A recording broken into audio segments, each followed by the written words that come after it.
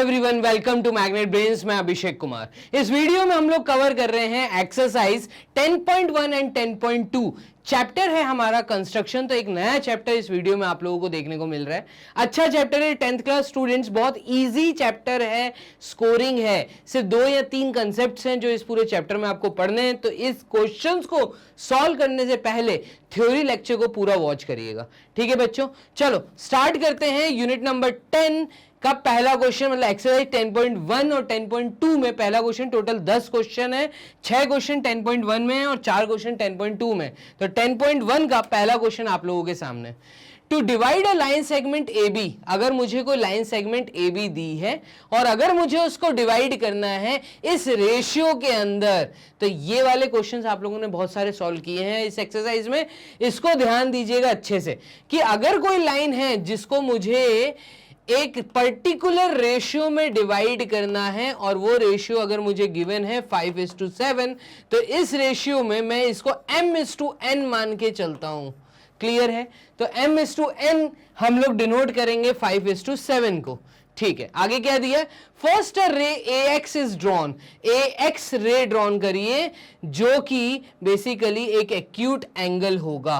तो एक ray ax हम ड्रॉ करेंगे, ठीक है। तो स्कूल में आपको ये चीज बताइए कि कैसे पेंसिल और रूलर का यूज करना है और ये एक्यूट एंगल आप लोगों को नीचे बनाना है ax, ठीक है। ये ax बना के इन्होंने बोला है कि इसको इक्वल डिस्टेंसेस में हम लोग काटते हैं। तो ये चीज आपको पता है, और कितने इक्वल डिस्टेंस होते हैं ये डिपेंड करता है। वही आपसे क्वेश्चन में पूछा है कि and then the equal distance points are marked on the ray ax such that the minimum number of this points, कितने नंबर होने चाहिए, ठीक है, कितने पॉइंट्स होने चाहिए?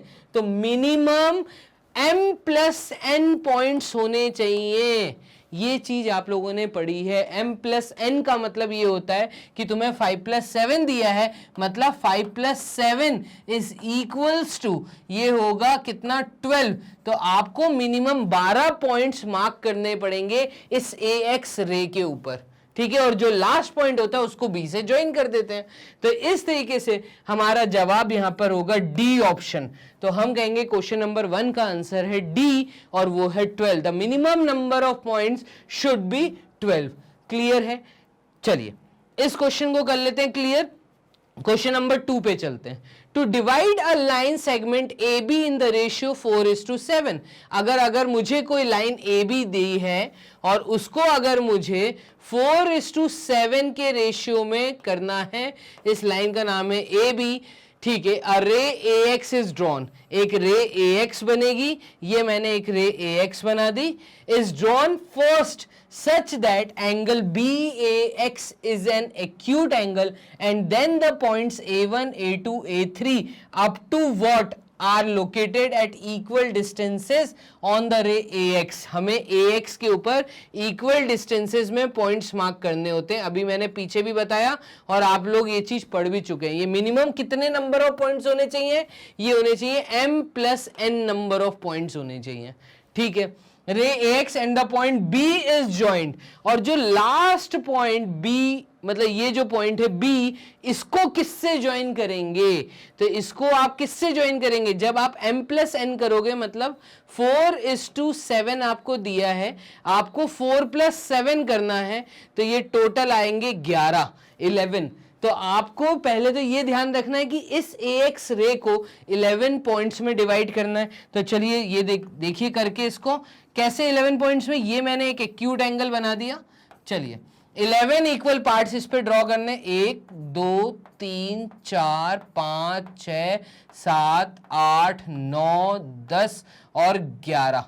1 2 3 4 5 6 7 8 9 10 11, ये वाला पॉइंट है। और इसको हम नेमिंग देते हैं। ये आपका पहला पॉइंट हो गया A1, ये हो गया A2, ये हो गया A3, so on up to A11। इस पॉइंट B को आपको ज्वाइन करना होता है किससे? A11 से। तो यही आपसे पूछा था कि लास्ट पॉइंट जो B है, B को किससे मैच करना है? B को हमें मैच करना है A11 से। तो हम यहां पर करेंगे B ऑप्शन पे टिक, और B ऑप्शन आपको क्या दिया है? ये दिया है A11। तो क्वेश्चन नंबर 2 का ऑप्शन नंबर B हमारा आंसर है। क्लियर है? बहुत इजी है, कोई मुश्किल काम नहीं है। चलिए क्वेश्चन नंबर 3 पे मूव करते हैं। क्वेश्चन नंबर 3 क्या बोल रहा है? To divide a line segment A B in the ratio 5:6। अगर मुझे किसी लाइन को डिवाइड करना है किस रेशियो में? 5:6। तो देखिए क्या बोल रहा है। मान लो ये है लाइन और इस लाइन का नाम है क्या? ए बी, और इसको मुझे बांटना है 5:6 के रेशियो में। चलिए ठीक है। ड्रॉ अ रे AX such that angle BAX is an acute angle. तो ये मैंने एक रे बना दी और ये रे आपकी हो जाएगी AX, और ये एक एक्यूट एंगल होना चाहिए। Then draw a ray BY parallel to AX। AX के पैरेलल में BY एक रे बनाइए। तो ये मैंने बना दी BY रे, इसको मैं नाम दे दूंगा BY, और ये लाइन इस लाइन के पैरेलल में। And the points A1 A2 A3 and B1 B2 B3 are located at equal distances. ठीक है, अब क्या करना है? ये बोल रहा है कि जो A1 A2 A3 पॉइंट्स हैं इनको इक्वल डिस्टेंसेस पे प्लेस कर दीजिए। तो चलिए कितने नंबर ऑफ पॉइंट्स आएंगे यहाँ पे, ये ध्यान देना। 1 2 3 4 5। तो हम यहाँ पे पहले पॉइंट का नाम देंगे A1, फिर दूसरा पॉइंट हो जाएगा A2, फिर होगा A3, फिर होगा A4, और यहां आएगा A5। ये मेथड भी आप लोगों ने पढ़ा है। तो यहां पे पॉइंट्स आएंगे सारे A, ठीक है। Are located at equal distances on the ray AX and BY respectively, then the points are joined. ठीक है, अब बात को समझना। यहां पे मैंने बना दिया A1 A2 A3 A4 A5। यहां तो ऐसे भी कर सकते हैं। यहां दूसरा तरीका हमने सीखा था कि यहीं से पैरेलल लाइन बनाते हैं। इन्होंने क्या किया? दूसरी लाइन पैरेलल बना दी B पॉइंट से। तो हमेशा याद रखना B पॉइंट पे जो पॉइंट्स आएंगे वो ये सेकंड वाले N पॉइंट्स आते हैं। इस पे जो पॉइंट्स आएंगे वो सारे M आएंगे। अगर इस रे के पैरेलल में यहाँ पे रे बनाया तो यहाँ पे सारे N पॉइंट्स आते हैं। मतलब कितने? टोटल 6 नंबर ऑफ पॉइंट्स आएंगे यहाँ पर। तो 1 2 6 पार्ट्स में हमें इसको डिवाइड करना है। 1 2 3 4 5 और ये 6। इसको हम नाम देंगे B1 B2 B3 up to B6। ये चीज समझ आ रही है? तो B1 B2 B3 B4 B5 B6 तक ये सारे नाम आ गए। अब वो कह रहा है अगर मुझे AB को डिवाइड करना है किस रेशियो में? 5:6। तो किन दो पॉइंट्स को ज्वाइन करना है? आपको क्या करना है? लास्ट दोनों पॉइंट्स को ज्वाइन कर दो। कौन से लास्ट 2 पॉइंट्स? A5 और यहाँ पे B6। तो मैं A5 B6 को ज्वाइन कर दूंगा। तो हम देखेंगे ये जो AB सेगमेंट है ये 2 इक्वल पार्ट्स में बढ़ जाएगा। ये वाला पार्ट जो है ये 5 होगा और ये वाला जो पार्ट होगा ये 6 होगा। ठीक है, तो इस तरीके से हमें करना है। तो यहाँ पे हमारा आंसर क्या है? A5 B6। ठीक है, और कुछ तो नहीं दिया, तो A5 B6 ही तो हमारा आंसर है। तो ऑप्शन नंबर A हम टिक करेंगे और आगे चलेंगे। A पे जो लास्ट पॉइंट है और B पे जो लास्ट पॉइंट है उन दो लास्ट पॉइंट्स को हम ज्वाइन करते हैं। तो क्वेश्चन नंबर 3 का A ऑप्शन हमारा आंसर है। टिक करिए, आगे चलिए। तो इतना इजी है क्वेश्चंस को सॉल्व करना। बोर्ड कर लेते हैं क्लियर। और क्वेश्चन नंबर 4 देखते हैं क्या है। ये कह रहा है टू कंस्ट्रक्ट अ ट्राइंगल। अगर मुझे कोई ट्राइंगल कंस्ट्रक्ट करना है similar to the given triangle ABC, दिए हुए ट्राइंगल के similar at sides 3/7 of the corresponding sides of triangle ABC। तो हमने ट्राइंगल कंस्ट्रक्शन भी इस चैप्टर में सीखा है। ट्राइंगल का कंस्ट्रक्शन जब यही केस दिया होता है तो स्टेप्स ऑफ कंस्ट्रक्शन आप लोगों को पता है। ठीक है, कोई भी एक लाइन ले लो BX, हम उसको बोलेंगे।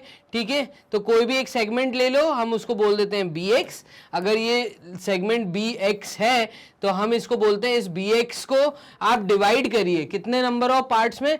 जो ऑप्शन दी, मतलब जितना रेशियो उन्होंने बोला है जिस साइड्स का होना चाहिए उसमें जो सबसे बड़ा नंबर है वो है 7। तो हम इसको 7 इक्वल पार्ट्स में काटेंगे। तो 7 1 2 3 4 5 6 और यहाँ पे ये 7। तो ये हो गया तुम्हारा x। ठीक है, तो 1 part 2 part 3 part 4 part 5 part 6 part 7 part 7 parts में हमने कर दिए। जो सबसे बड़ा नंबर होता है वो है 7। तो यहाँ पे ये बोला first draw a ray BX such that angle CBX, क्योंकि ट्राइंगल यहाँ कहीं ऊपर बनता है। आपने ये चीजें पढ़ी। मान लो ये एक ट्राइंगल दिया है मुझे और इस ट्राइंगल का नाम है ABC। तो यहां पे अगर BX एक रे में लेता हूं तो इसका जो लास्ट पॉइंट आएगा 7th, मतलब ये आएगा आपका B1 B2 B3 B4 B5 और B6 और एक और पॉइंट है यहाँ पे, ये है हम बोल देते हैं B7, ठीक है। तो 7 पार्ट्स में हमने कर दिया। तो ये बोल रहा है कि such that the ray BX such that angle CBX is an acute angle and X lies on the opposite side of A with respect to BC। किसके रिस्पेक्ट में? BC के रिस्पेक्ट में। तो ये हमने कर दिया, ठीक है। Then locate the points B1, B2, B3 up to B7 on BX at equal distance and next step is to join B7 to C। हम B7 को C से ज्वाइन कर देते हैं, ठीक है। तो यही पॉइंट यहां पे देखिएगा, B7 को हम C से ज्वाइन कर देंगे। तो क्वेश्चन नंबर 4 का है C ऑप्शन, मैं C पे टिक करूंगा और आगे चलूंगा। तो देखो स्टेप्स ऑफ कंस्ट्रक्शन से एमसीक्यूज बनाए। आपको स्टेप्स ऑफ कंस्ट्रक्शन याद होने चाहिए कि अगर आपको कोई ट्रायंगल बनाना है ABC, ये ट्रायंगल है, तो मैं एक BX रे लूंगा। ये BX जो रे होगी, इस रे पे हम नंबर ऑफ पार्ट्स जो डिवाइड करते हैं वो उतने पार्ट्स करते हैं जो सबसे बड़ा नंबर होता है, ठीक है। तो ये इसका सेकंड स्टेप ऑफ कंस्ट्रक्शन होता है जिसके ऊपर डिपेंड ये एमसीक्यू पूछा गया है। क्लियर है? तो क्वेश्चन नंबर 4 यहां क्लियर हो गया। अब हम मूव करते हैं क्वेश्चन नंबर 5 के ऊपर, ठीक है। तो क्वेश्चन नंबर 5 क्या है? To construct a triangle similar to the given triangle ABC with its sides 8/5 of the corresponding sides of triangle ABC, draw a ray BX। Similar question है, मान लो ये एक ट्राइंगल है, ठीक है, और ये ट्राइंगल मुझे दिया है, इस ट्राइंगल का नाम है ABC। तो मैं एक BX रे बनाता हूं, ठीक है। अब इस BX रे को हम कितने नंबर ऑफ पार्ट्स में बांटते हैं? जो सबसे बड़ी वैल्यू क्या 8 है, तो हम BX को 8 नंबर ऑफ इक्वल पार्ट्स में बांटेंगे। 1 पार्ट, 2 पार्ट, 3, 4, 5, 6, 7, 8, ये 8 पार्ट्स में मैंने कर दिया। और यहाँ पे हम नेमिंग करते हैं, ये हो जाएगा B1, ये हो जाएगा B2, ये हो जाएगा B3, ये हो जाएगा B4, ये हो जाएगा B5, ये हो जाएगा B6, ये हो जाएगा B7 और ये हो जाएगा B8। नेक्स्ट स्टेप हम क्या करते हैं? हम C से B8 को टच कर देते हैं, तो B8 और B6 को ज्वाइन कर देते हैं। तो क्वेश्चन में हमें क्या पूछा है? To construct a triangle similar to the given triangle ABC with its sides 8/5 of the corresponding sides of triangle ABC, draw a ray BX such that angle CBX is an acute angle and X is on the opposite side of A। ठीक है, ये है X जो है वो A के opposite side पे, ठीक है। With respect to BC the minimum number of points to be located at the equal distance on the ray BX is 8। तो हमारा आंसर होगा B। तो यहां से 2 MCQs आए कि पहला सेकंड स्टेप के ऊपर आया था और दूसरा कितने नंबर ऑफ पार्ट्स आप करते हैं। तो आप टोटल बड़े डिजिट के बराबर के पार्ट्स करते हैं। इसमें 8 + 5 मत कर देना, वो लाइन सेगमेंट को तोड़ने का तरीका था, ठीक है। लाइन सेगमेंट्स को जब इक्वल पार्ट्स में हम करते थे तो वो पहला कंस्ट्रक्शन था। यहां पे दूसरा कंस्ट्रक्शन जो है ये ट्राइंगल है, तो वहां पे रेशियो का जब आता था तब यहां पे आपको अगर कोई फ्रैक्शन दिया है तो उसमें सबसे बड़ी जो वैल्यू होती है उतने नंबर ऑफ पार्ट्स आते हैं। क्लियर है? तो क्वेश्चन नंबर 5 यहां पे सॉल्व हो गया है। बोर्ड कर लेते हैं क्लियर, इजी क्वेश्चंस आते हैं। क्वेश्चन नंबर 6 लास्ट क्वेश्चन है इस एक्सरसाइज 10.1 का। ये देखिएगा, to draw a pair of tangent to a circle. अब यहां पे कंस्ट्रक्शन किसका है? सर्कल के अगर टेंजेंट बनाना है, अगर आपको कोई सर्कल दिया है तो थोड़ा सा कंस्ट्रक्शन के स्टेप्स याद करते हैं। अगर आपको कोई सर्कल दिया है विथ सेंटर पॉइंट O और आपको कोई पॉइंट बाहर दिया है, मैं बोल देता हूं ये पॉइंट मुझे P दिया है, तो सबसे पहला स्टेप हम P से O को ज्वाइन करते हैं, ठीक है। फिर PO को जो हमने ज्वाइन किया है इसका हम लोग मिड पॉइंट पे एक परपेंडिकुलर बनाते हैं। तो PO पे एक मिड पॉइंट पे एक परपेंडिकुलर बनाते हैं, ये हमने परपेंडिकुलर बना लिया, ठीक है। उसके बाद हम इसको रेडियस मतलब फिक्स्ड पॉइंट, ये सेंटर वाले को M को फिक्स्ड पॉइंट मानते हुए यहां से डिस्टेंस लेते हुए एक सर्कल घुमाते हैं। तो जो भी सर्कल इसको मिड पॉइंट मानते हुए PM या MO को मिड पॉइंट मानते हुए हम जो सर्कल बनाएंगे वो सर्कल कट करेगा इस सर्कल को। किस सर्कल को? दिए हुए सर्कल को, ठीक है। तो जिस पॉइंट पे कट करता है वो पॉइंट को जब मैं P से मीट करवा दूंगा तो ये टेंजेंट बनाने का तरीका होता है। क्लियर है? ये स्टेप्स ऑफ कंस्ट्रक्शन जो हम फॉलो करते हैं, एक्चुअली क्वेश्चन में क्या दिया है वो पढ़ लेते हैं। To draw a pair of tangents to a circle which are inclined to each other at an angle 60 degree. अब अगर ये दो टेंजेंट एक दूसरे से इंक्लाइंड है, मतलब ये एंगल सेंटर का बना रहे 60 डिग्री का, ठीक है, it is required to draw tangents, ये जरूरी है क्या, it is required to draw tangents at the end points of those two radii of the circle.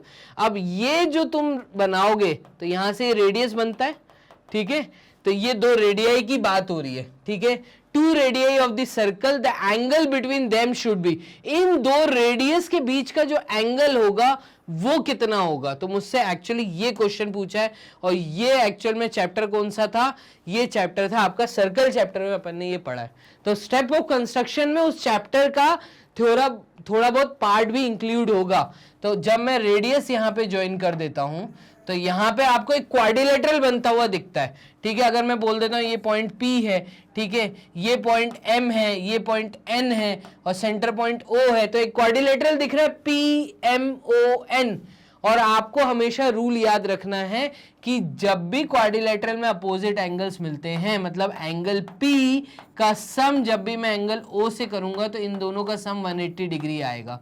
और आपसे जो सवाल पूछा है वो ये पूछा है कि जो दो रेडियस पे आपने टेंजेंट को ज्वाइन कराया है तो इन दो रेडियस के बीच में क्या एंगल है, तो इन दो रेडियस के बीच का जो एंगल है वो हमें बताना है।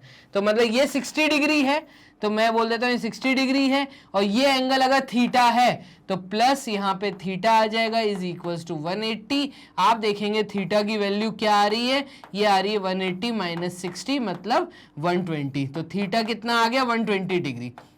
आ जाते हैं ऑप्शन पे, देखिएगा यहां पर आपको डी ऑप्शन दिख रहा है, हम डी ऑप्शन पे टिक करेंगे और आगे चलेंगे। तो इतने आसान क्वेश्चन है, सिर्फ 6 ही क्वेश्चन थे इस एक्सरसाइज में। एक्सरसाइज 10.1 आपकी यहां पर एंड हो जाती है। अब हम चलते हैं एक्सरसाइज 10.2 पे, तो बोर्ड कर लेते हैं क्लियर। 10.2 में 4 क्वेश्चन है, इनको भी हम देख लेते हैं। ट्रू एंड फॉल्स के क्वेश्चन से हैं, राइट ट्रू और false and give reasons for your answer in each of the following, ठीक है। By geometrical construction it is possible to divide a line segment in the ratio √3:1/√3। ये possible है कि हम इस रेशियो में ज्योमेट्रिकली अगर चीज को फॉलो करते हैं तो रेशियो में इस लाइन को, मतलब इस रेशियो में हम लाइन को तोड़ सकते हैं, जहां पे रेशियो आपको √3:1/√3 दिया है। तो देखिएगा इसको कैसे करेंगे। तो एक काम करते हैं, क्यों ना मैं √3 इन दोनों पार्ट्स में मैं मल्टीप्लाई कर दूं। तो अगर मैं ऐसा बोल दूं कि भाई √3 मैं एक √3 मल्टीप्लाई कर रहा हूं और यहां 1/√3 में मैं एक √3 मल्टीप्लाई कर रहा हूं, ठीक है, मल्टीप्लाई की है दोनों तरफ। इन दोनों को मल्टीप्लाई करने पे मुझे 3 मिलेगा और इन दोनों को मल्टीप्लाई करने पे मुझे √3/√3 मिलेगा, और √3/√3 का मतलब होता है कि यहाँ पे वैल्यू आएगी 1। तो आप देखेंगे ये जो रेशियो आपको दिया था, क्या ratio, √3:1/√3 on multiplying √3 with both the parts we will get the new ratio 3:1। तो एक रेशियो हमें मिल रहा है जो कि 3:1 है, और हमसे ये पूछा था कि ज्योमेट्रिकली क्या 3:1 को इस लाइन सेगमेंट, एक लाइन सेगमेंट को क्या इस रेशियो में डिवाइड किया जा सकता है। तो हमारा आंसर होगा यस दिस इज ट्रू, कर सकते हैं। 3:1 अगर करने को बोले क्या करना है, सिर्फ आपको एक लाइन खींचनी है, आपको इन दोनों को m:n मानना है और पहला स्टेप m+n कर दो, तो 3+1 करने पे ये 4 आ जाएगा। तो आप एक लाइन सेगमेंट लेंगे और ये लाइन सेगमेंट है आपकी AB। इस AB को आप इक्वल पार्ट्स में डिवाइड करेंगे, 4 इक्वल पार्ट्स में। तो 1 2 3 और 4, ये 4 इक्वल पार्ट्स में डिवाइड हो गया। तो इस तरीके से हमने चीजों को करना सीखा। इसके आगे के स्टेप्स ऑफ कंस्ट्रक्शन आपको पता है। तो करना क्या है, क्वेश्चन क्या दिया है, उन्होंने बोला था कि अगर इस तरीके का कोई तुम्हें रेशियो मिल जाए तो क्या तुम इस लाइन को, दी हुई लाइन को क्या इस रेशियो में डिवाइड कर पाओगे। हाँ कर पाएंगे। क्यों कर पाएंगे कि अगर हम दोनों पार्ट्स में √3 का मल्टीप्लाई कर दें तो रूट वाली चीजें तो खत्म हो रही है, रूट वाली खत्म हो रही है, तो 3:1 का रेशियो आ रहा है और लाइन को 3:1 के रेशियो में करना इजी है। क्लियर है, डिवाइड करना इजी है। तो क्वेश्चन नंबर 1 हमारा हो गया, मतलब ट्रू हमने बोला है। तो फाइनली क्वेश्चन नंबर 1 का आंसर मैं बोलूंगा ये ट्रू है। चलिए बोर्ड कर लेते हैं क्लियर और मूव करते हैं क्वेश्चन नंबर 2 की तरफ। क्वेश्चन नंबर 2 कह रहा है कि जब भी हमें कोई ट्राइंगल कंस्ट्रक्ट करना है, तो आपने ये चीज पढ़ी है कि जब भी ट्राइंगल कंस्ट्रक्ट करना है तो दो केसेस बनते हैं, ठीक है, रेशियो में दो केसेस बनते हैं। तो आपको यहाँ पे ये जो फ्रैक्शन दिया रहता है, ये एक तो यहाँ तो आपको दिया रहता है 3/7 या आपको दिया रहता है 7/3। तो ये दोनों केस आप लोगों ने पढ़ा हुआ है। इस क्वेश्चन में हमें दिया है 7/3, ठीक है, तो 7/3 दिया, बड़ा नंबर क्या है 7 है। तो हमें क्या बोल रहे हैं वो, to construct a triangle similar to the given triangle ABC with its side 7/3 of the corresponding sides of triangle ABC, draw a ray BX। ठीक है, तो हम कैसे करते हैं, मान लो ये कोई ट्राइंगल मुझे दिया है, ठीक है, और इस ट्राइंगल का नाम है ABC। मुझे इससे मिलता जुलता एक ट्राइंगल बनाना है, तो मैं यहाँ पर एक BX रे बनाऊंगा, ठीक है, और इस रे को मैं कितने पार्ट्स में डिवाइड करता हूं, तो जो सबसे बड़ा नंबर होता है, सबसे बड़ा नंबर क्या 7 है, तो मैं इसको 7 इक्वल पार्ट्स में करूंगा, 1 2 3 4 5 6 7, ठीक है, 7 इक्वल पार्ट्स में कर दिया। अब आगे हम क्या करते हैं, तो देखिएगा, to construct a triangle similar to the given triangle ABC with its side 7/3 of the corresponding sides of triangle ABC, draw a ray BX। ये है रे BX, ठीक है, इसको मैं कह देता हूं ये BX है, और लास्ट पॉइंट यहाँ पे जो है ये B7 है। तो ये रहा आपका B1, ये रहा आपका B2, ये आपका रहा B3, ये रहा B4, B5, B6 and B7। इसी तरीके से करते हैं, ठीक है। Making an acute angle with BC and X lies on the opposite side of A with respect to BC। दिख रहा है, the points B1, B2, B3 up to B7 are located at the equal distances on the BX। कर दिया, ठीक है। B3 is joint to C, तो yes हम B3 को C से ज्वाइन करेंगे, क्योंकि जो स्मॉलेस्ट नंबर होता है उसको C से ज्वाइन करवाया जाता है, तो हम B3 को C से ज्वाइन करेंगे, ये तो स्टेटमेंट सही है। B3 is joint to C and then a line segment B6C dash, ठीक है, तो ये कह रहा है B6C डैश B3C के पैरेलल में बनाएंगे। नहीं, आप याद रखना, और ये चीज आपने स्टेप ऑफ कंस्ट्रक्शन में पढ़ा भी है कि जब इतना कर लेते हैं तो इस BC को थोड़ा सा एक्सटेंड कर देते हैं आगे, ठीक है, और B3 के पैरेलल में लास्ट पॉइंट से हम एक पैरेलल लाइन बनाते हैं। तो ये लास्ट पॉइंट से मतलब B7 से एक पैरेलल लाइन बनेगी जो कि B3C के पैरेलल में बनेगी।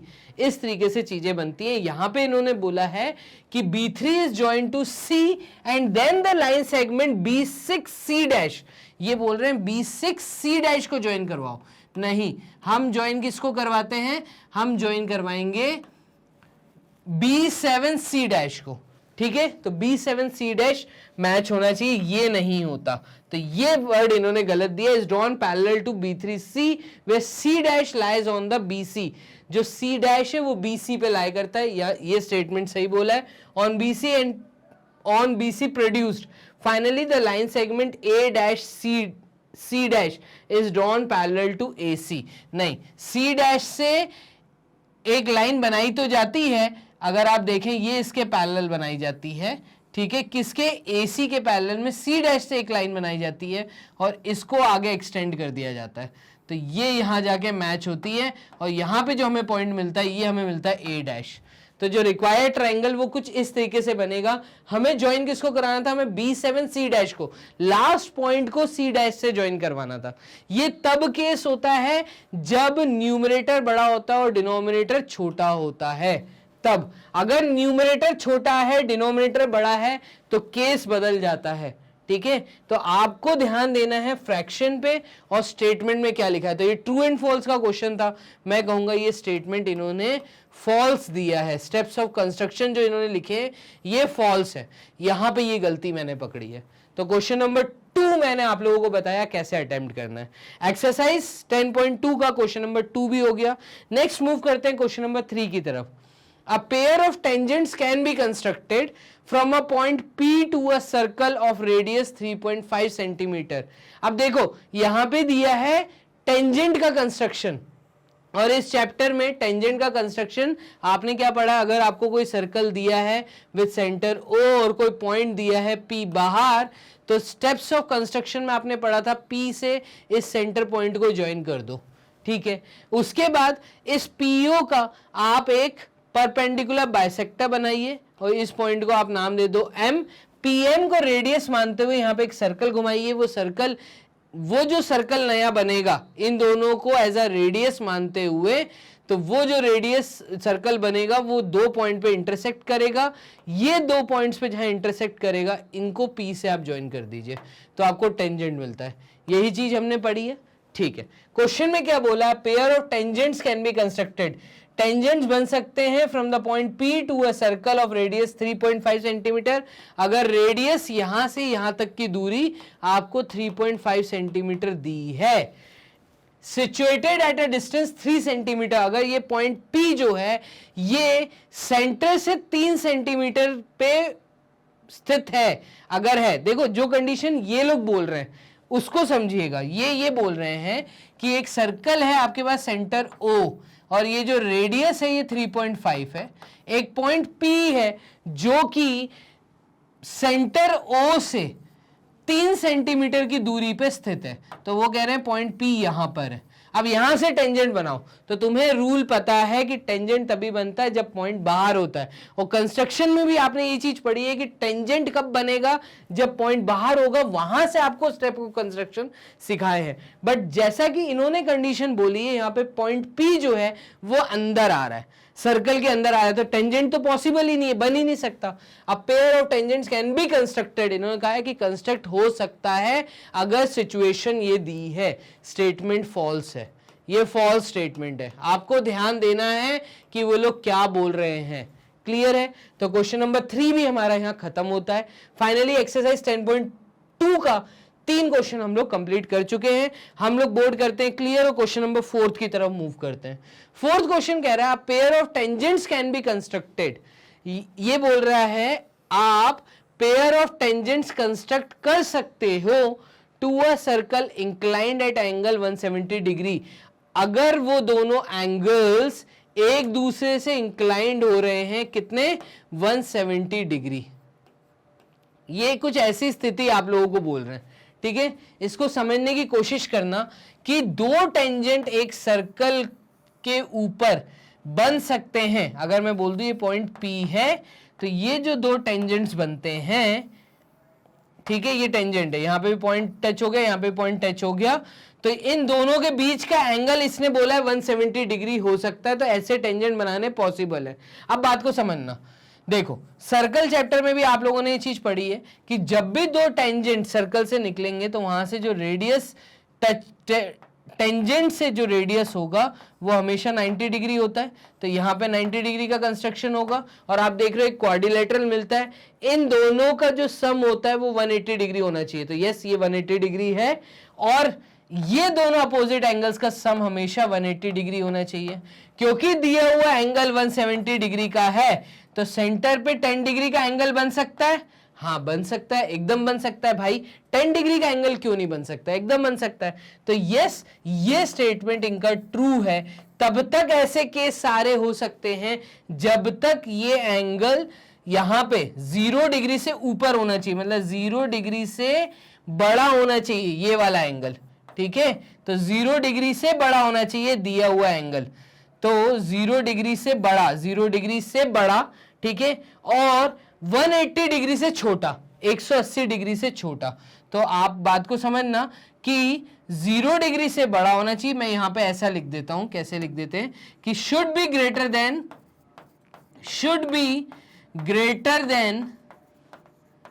0 degree and less than 180 degree, ठीक है। 180 डिग्री से अगर छोटा है और 0 डिग्री से बड़ा है, जो इन्होंने दो लाइंस के, दो टेंजेंट्स के बीच का जो एंगल इन्होंने बताया है, तब ये कंस्ट्रक्शन पॉसिबल है। अगर ये कंडीशन नहीं दिख रही, 0 डिग्री से छोटा या 0 डिग्री भी दे दिया तो भी नहीं बन पाएगा, ठीक है। 0 डिग्री एंगल है ही नहीं, तो टेंजेंट मतलब 180 डिग्री, तो 0 डिग्री से बड़ा होना चाहिए, 180 डिग्री से छोटा होना चाहिए। ये आपको ध्यान रखना 180 से बड़ा नहीं होना चाहिए। तो यहाँ पे दो एंगल के बीच का जो दिया है वो 170 डिग्री दिया है, इसके सामने 10 डिग्री बन सकता है। तो यस, इन दोनों का सम क्योंकि 180 आ रहा है तो इस तरह का कंस्ट्रक्शन पॉसिबल है। ठीक है, तो क्वेश्चन नंबर 4 भी आप लोगों ने फाइनली यहाँ पे सॉल्व कर लिया है। आपने एक्सरसाइज 10.1 और 10.2 इस वीडियो में एंड कर ली है। ये वीडियोस कहाँ अवेलेबल हैं? तो ये magnetbrains.com आपको विजिट करना पड़ेगा, गूगल राजा से पूछना पड़ेगा। आप magnetbrains.com की वेबसाइट पे आइए, आपको कुछ इस तरीके का इंटरफेस दिखेगा। यहाँ पे ऑप्शन कोर्सेज है, आप यहाँ तो कोर्सेज को क्लिक करिए। ठीक है, नहीं तो डायरेक्टली यहाँ पे एक आपको ऑप्शन दिख रहा है एनसीईआरटी एग्जाम्पलर 6 to 12, जहाँ पे किंडरगार्टन से लेके क्लास 12 तक के ऑप्शन दिख रहे हैं। इसी के नीचे ये जो ऑप्शन दिख रहा है एनसीईआरटी एग्जाम्पलर, इसको क्लिक करेंगे तो इस तरीके का इंटरफेस ओपन होगा। आपके सारे मनपसंद टीचर्स आप लोगों के सामने, ठीक है, मतलब वो टीचर्स जो एनसीईआरटी एग्जाम्पलर कंप्लीट करा रही हैं। तो इन्हीं में मेरी यहाँ पे वीडियो अवेलेबल है, आप वॉच नाउ पे क्लिक करिए। 10th class maths NCERT exemplar full course में कंप्लीट करवा रहा हूं। यहां तक हम लोग एक्सरसाइज 10.2 तक चीजों को कंप्लीट कर चुके हैं। ये वॉच नाउ पे क्लिक करते ही इस तरीके से पूरी बुक आपके सामने ओपन हो जाएगी। तो ये एक बुक है class 10th maths NCERT exemplar, जिसके सॉल्यूशंस इजीली आप लोग देख सकते हैं। स्क्रॉल अप करिए, जो सा यूनिट देखना है उस यूनिट पे क्लिक करिए, वीडियो रन होना स्टार्ट आप लोगों के सामने। तो अब बहुत आसान है मैग्नेट ब्रेन्स के साथ घर पे बैठ के तैयारी करना। हम लोग आप लोगों को 100% फ्री एजुकेशन प्रोवाइड कर रहे हैं। आपको करना क्या है, आप लोगों को सिर्फ उन लोगों तक हमारी लिंक शेयर करनी है जिनको जरूरत है, जो चाहते हैं घर बैठ के तैयारी करना। ठीक है, तो उनके साथ हमारी लिंक्स को शेयर करना ना भूलें और हमारी वीडियोस को लाइक एंड सब्सक्राइब जरूर करिए, सो दैट हम लोग मोटिवेट हो और इसी तरह की सारी वीडियोस, अच्छी वीडियोस, अच्छी सीरीज आप लोगों के पास आ सके। तो बच्चों मिलते हैं नई एक्सरसाइज 10.3 एंड 10.4 में। तब तक अपना ध्यान रखिए। Bye and take care.